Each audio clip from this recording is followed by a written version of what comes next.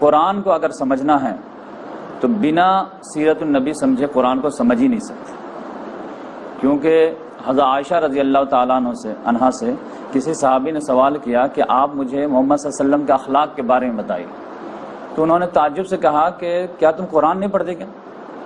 تو قرآن تو پڑھتے ہیں، ہم سیرت کی بات کر رہے ہیں۔ تو حضرت عائشہ رضی اللہ تعالیٰ نے کہا کانا خلق القرآن، ان کا پورا اخلاق جو تھا وہ قرآن تھا۔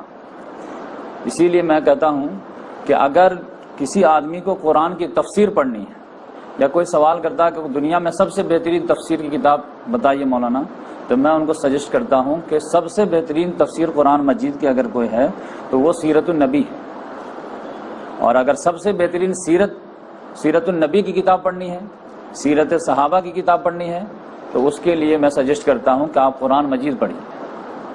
محمد صلی اللہ علیہ وسلم وہی کیے جو قرآن میں کرنے کے لیے کہا گیا۔ تو اس لحاظ سے قرآن جو ہے ایک تھیوریٹیکل کتاب ہے، اور ایک پریکٹیکل اس میں جو رنگ بھرا گیا ہے وہ سیرت النبی کے ذریعے۔